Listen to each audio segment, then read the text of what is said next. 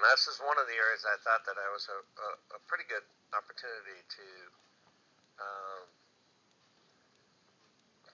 I thought you might be able to do some work on balance, although, again, I don't see any glaring errors, but you take your 5 steps. I'm going to show you from the front about your hands on the bowling ball and see if we might be able to do some things there, or your elbow in relation to the bowling ball, but I want to do that one from the front. This one is about your footwork. So again, there's your 5 steps. Step number 2, you really use this. It opens your hips. It lets your hips rotate with the shoulders. All those things are very necessary. This step here, which is seriously long, is part of your tempo and your timing. Now at this point right here, I'm going to get a picture of Jason when he's in this point, but I'm going to show you something that, as a comparison, and it's just kind of like a box. Everything is locked in place right now. There's no motion. And so I just draw a box back here, and I get your shoulders and your arms and the bowling ball in that box. And I want to compare it to see, do I have things sticking out? How complete is it? What's the package look like? How repeatable are we looking here? And it's pretty good. Jason's is a little bit tighter. He's got the ball tucked in just a little bit more next to his body and underneath his armpit, or under his shoulder. So, but I don't know that this harms you. I think this is still pretty acceptable. I'm going to take you back here a step. Okay, let's get rid of the box. I'll draw one on Jason and show you what I'm talking about when I get him up. Okay, so you have a very long step here. Now, from this point, you get 2 steps to get to the foul line, and buddy, you're a long way away. That is a very long distance, and at this point, that 4th step is literally, probably about 2 or 3 inches worth of distance forward, and you still have a huge amount of distance to cover on that last step. And the body can only deal with so much, and what happens is when this slide foot and knee get so far away from your hips have to actually follow. So what happens to your structure with your body, when the hips have to follow the leg, because it's so far out in front, it causes the body to have to straighten up a little bit. So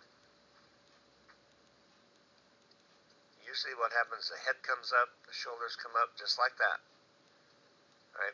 And that motion right there, that little bit of motion right here, I'm going to just draw a line right through your shoulders and head here. Watch what happens as you go through that. You can see your head coming up. That's enough to cause the feel at the bottom of the swing to be a little bit insecure with your fingers, and possibly pull the ball offline.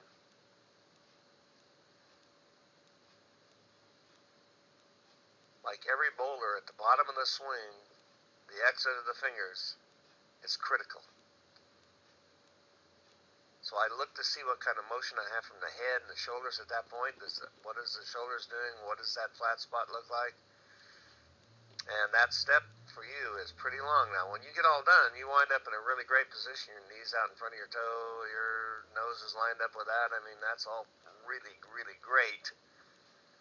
And again, a tribute to your tremendous athleticism.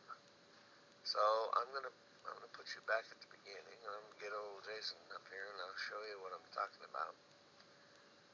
All right, Jason, come on, buddy.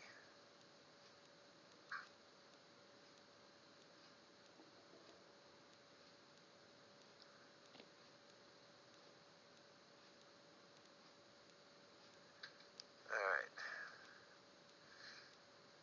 So, okay, there's Jason.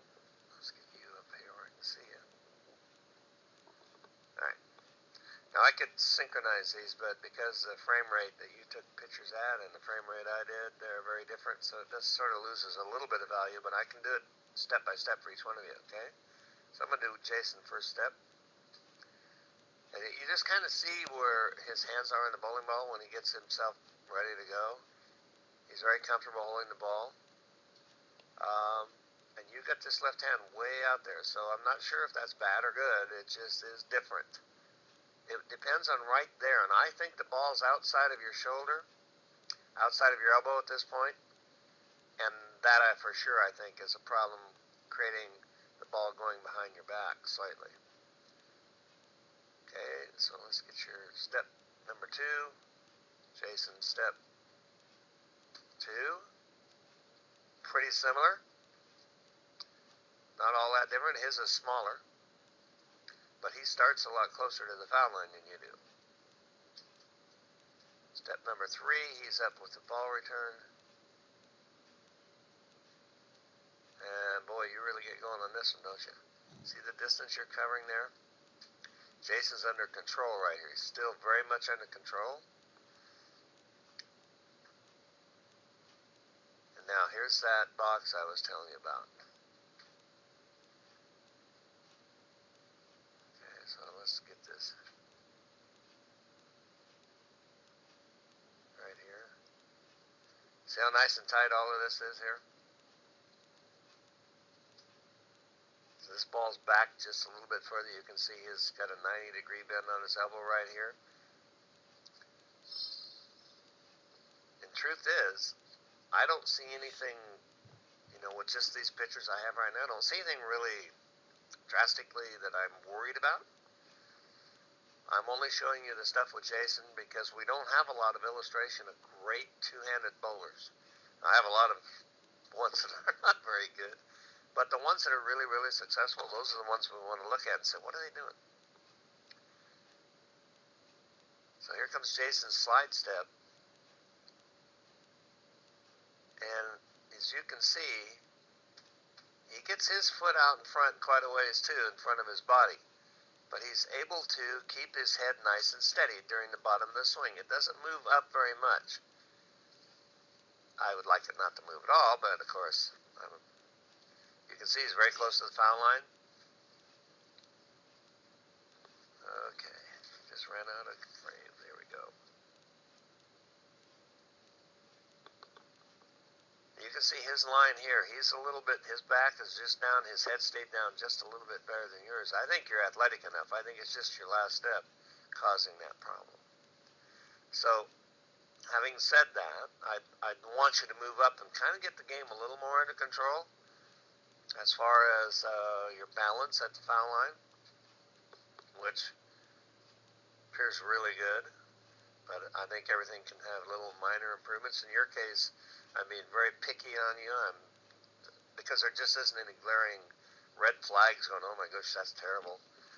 There's not even any real caution flags that say, oh, that's...